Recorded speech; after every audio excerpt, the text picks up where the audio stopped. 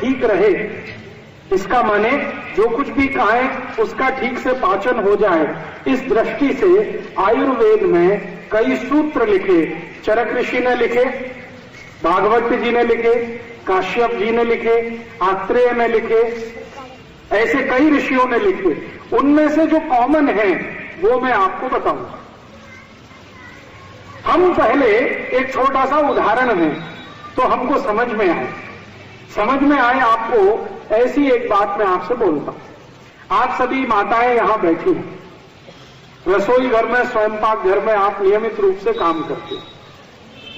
आपके पास अगर दूध है और आपके पास चावल भी है और खीर बनानी, दूध भी है, चावल भी है, लेकिन आग नहीं है, अग्नि नहीं है, तो खीर बन सकती है? नहीं बन सकती। इसी तरीके से आपके पास पानी बहुत अच्छा है, चावल भी बहुत अच्छा है, अग्नि नहीं है, भात पकेगा नहीं। आपके पास बहुत अच्छा भाजी पाला है और बहुत अच्छा मसाला है, लेकिन अग्नि नहीं है, तो भाजी बनेगी नहीं बनेगी। मैं आपके ध्यान में ये लाना चाहता हूं कि स्वयंपाक घर में सबसे महत्वपूर्ण जो तत्व है वो अग्नि है। अगर स्वयंपाक घर में अग्नि नहीं है, बाकी सब कुछ है, तो स्वयंपाक घर किसी काम का नहीं है, कुछ भी आप नहीं बना सकते। आप इस बात को अगर ठीक से समझ लें कि स्वयंपाक घर में कुछ भी खाना बनाना हो, भोजन पकाना हो, तो अग्नि सबसे आवश्यक तत्व है। अगर ये बात आपको समझ में आती है तो आपके शरीर के लिए भी बात बहुत आसान से समझ में आएगी कि जो अग्नि स्वयंपाक घर के लिए सबसे महत्वपूर्ण है, वही अग्नि आपके पोट के लिए भी सबसे महत्वपूर्ण है। अगर आपके पोट में अग्नि नहीं है तो आप कुछ भी खाइए, कभी भी नहीं पचेगा। स्वयंपाक घर में अग्नि नहीं है तो कुछ भी लाइए, कभी भी भोजन नहीं बनेगा। तो जैसे स्वयंपाक घर की अग्नि महत्वपूर्ण है, ऐसे ही पोट की अग्नि महत्वपूर्ण है। अगर आपके पोट में बराबर अग्नि है तो आपको भोजन बहुत अच्छे से पचेगा, और भोजन पचेगा तो मैंने आपसे कहा कि उसी में से मांस, मज्जा, रक्त, वीर, मल, मूत्र और उसके जो सूक्ष्म पोषक तत्व तो सब उसी में से बनेगा। अब जो शरीर के काम का है वो शरीर में रह जाएगा, और जो बेकार है वो शरीर से निकल जाएगा। आपके शरीर के जो काम का नहीं है वो मल है और मूत्र है, तो वो मल और मूत्र तो निकल जाएगा, बाकी जो कुछ है वो शरीर के काम का है तो शरीर में रह जाएगा। अब आप ध्यान दीजिए इस बात पर कि हमारे शरीर में पेट स्थान, मध्य स्थान सबसे महत्वपूर्ण, और इस मध्य स्थान में वो स्थान जहां भोजन पचता है वो और भी ज्यादा महत्वपूर्ण, और जहां भोजन पचता है उसमें अग्नि अगर है तब तो सबसे ज्यादा महत्वपूर्ण। जैसे आप दूध में चावल मिलाकर अग्नि पर रखते हैं और थोड़ी देर में खीर तैयार हो जाती है, ऐसे ही पोट में अग्नि के उपस्थित होते ही कुछ भी भोजन आगे बढ़ने के लिए, पाचन के लिए चला जाता है। आप कुछ भी खाइए, अग्नि उसको आगे के रूप में लेके जाएगी। पहले क्या होता है, आप कुछ भी खाते हैं तो वो सब कुछ पेस्ट में बदलता है। पेस्ट का तरीका आपने देखा है, पेस्ट माने ना तो सॉलिड है और ना तो लिक्विड है, ना तो द्रव रूप है ना तो ठोस रूप है, द्रव और ठोस के बीच की अवस्था है जिसको हम पेस्ट कहते हैं।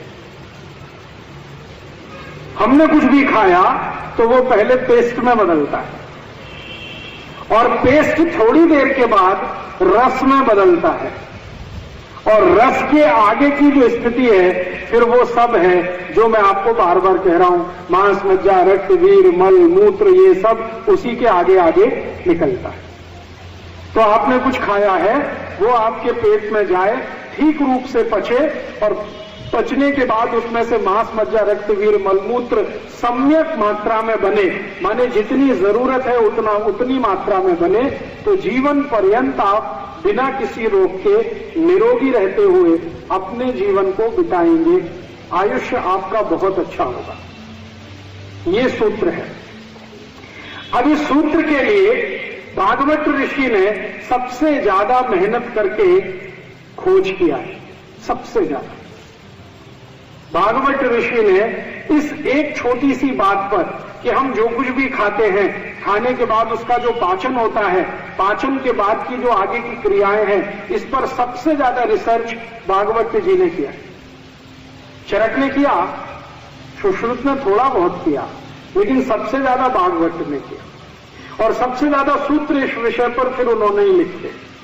इसलिए उनके शास्त्र, जिसका नाम है अष्टांग हृदय, उसमें से निकालकर 2-3 सूत्र बताता हूं कि आप जो खा रहे हैं वो ठीक से पचना चाहिए, उसके लिए अग्नि प्रदीप्त होनी चाहिए। इसके लिए सूत्र है। सूत्र क्या है? आपकी अगर पेट में अग्नि अच्छे से प्रदीप्त हो रही है, आप जो कुछ भी खा रहे हैं अच्छे से पच रहा है, तो इसमें ध्यान देने की बात यह है कि कौन कौन से ऐसे तत्व हैं जिनसे अग्नि बाधित हो सकती है। कौन कौन से ऐसे तत्व हैं जिनसे अग्नि बाधित हो सकती है। अब मैं आपसे एक सरल प्रश्न पूछूं तो आपको तुरंत ये ध्यान में आएगा। आपके स्वयंपाक घर में आपने भोजन बनाना है, मान लीजिए खीर बनानी है, आपने दूध और चावल दोनों मिलाकर रख दिया, आपकी गैस जल रही है, बर्नर ऑन है और वो खीर बन रही है। अब अगर मैं इस बर्नर को जलते हुए पानी डाल दूं, आपकी खीर पक रही है, आग जल रही है, मैं इस बर्नर को पानी डाल दूं, क्या होगा? बुझ जाएगी। खीर पकेगी, फिर वही है, जैसी है वैसी रह जाएगी। इसका मतलब यह है कि अग्नि तत्व का पानी के साथ दुश्मनी है। बात समझ में आई? अग्नि तत्व की पानी के साथ दुश्मनी है। अगर अग्नि के ऊपर पानी छोड़ेंगे तो अग्नि शांत हो जाएगी, अग्नि शांत हो जाएगी तो खीर नहीं बनेगी, खीर नहीं बनेगी तो चावल और दूध दोनों खाने लायक नहीं रहेगा। खीर बने तो चावल और दूध खाने के योग्य होगा, खीर बनेगी ही नहीं तो चावल भी खाने लायक नहीं, दूध भी पीने लायक नहीं। इसका महत्व का बात जो समझने का है वो ये कि अग्नि तत्व के ऊपर पानी ना आ जाए, इसका ध्यान हम रखते हैं कि नहीं स्वयंपाक घर में? अगर ये ध्यान आप रोज रखते हैं तो पोट में क्यों नहीं रखते इसका ध्यान? आप बोलेंगे जी हम क्या गलत करते हैं पोट में? आप गलत ये करते हैं कि आपने भोजन किया, भोजन करने के बाद उसको पाचन होना है, पाचन होने के लिए अग्नि प्रदीप्त होगी। जैसे ही आपने भोजन किया फिर गट गट गट गट लोटे पे लोटा पानी पीना शुरू कर दिया। अब क्या होगा? अग्नि बुझेगी, क्योंकि पानी और अग्नि की दुश्मनी है। अब लोटे पे लोटा पानी पीते जाएंगे तो अग्नि तो बुझ गई, अब भोजन कैसे पचेगा? स्वयंपाक घर में भोजन कैसे बनेगा? अगर अग्नि बुझ गई, पानी डाल दिया तो वहां जो स्थिति है वो ही पेट में हो जाएगी। और अगर भोजन नहीं पचेगा तो फिर क्या करेगा? सड़ेगा। और सड़ा हुआ भोजन भागवत ऋषि के अनुसार 103 रोग पैदा करेगा। एक नहीं, 103। मतलब सीधी सी बात यह है कि जो लोग भोजन के बाद गट गट लोटे पे लोटा पानी पिएंगे उनको जिंदगी में 103 रोग जरूर आएंगे। अब 103 रोग आएंगे तो डॉक्टर के तो मजे आएंगे और आपके घर का पैसा जाएगा। आप रोडपति हो जाएंगे, डॉक्टर करोड़पति हो जाएगा। ये 103 रोग कौन कौन से आएंगे उनकी सूची है। भागवत संहिता जिसका नाम है अष्टांग हृदयम, उसमें पूरी सूची है कि जो लोग भोजन के बाद गट गट पानी पीते हैं उनको 103 रोग कौन कौन से आते हैं। सबसे पहला रोग पेट में जलन होना, जिसको आप कहते हैं एसिडिटी। जो लोग भी खाने के तुरंत बाद पानी पीते हैं, 101% नहीं, 201%, 1000% उनको एसिडिटी होती ही है। आज नहीं तो कल, कल नहीं तो परसों, 2 साल बाद, 5 साल बाद होने ही वाली है। एसिडिटी तो होना ही है, पेट में जलन तो होने ही वाली है।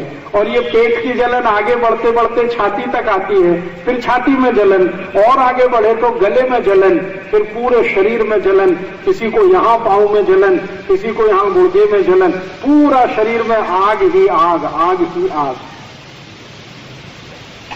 और ये अगर आग फैल गई तो पित्त बिगड़ता है, और पित्त बिगड़े तो शरीर भी बिगड़ता है, और शरीर बिगड़े तो जिंदगी बिगड़ती है। इसलिए ध्यान इस बात को देना है कि स्वयं पाक घर में दूध और चावल को पकाते समय आग का जलना बहुत जरूरी है। ऐसे ही हमारे शरीर में खाना खाने के बाद आग का जलना बहुत जरूरी है, ताकि भोजन ठीक से पके। इसके लिए पानी का और आग का मेल नहीं है।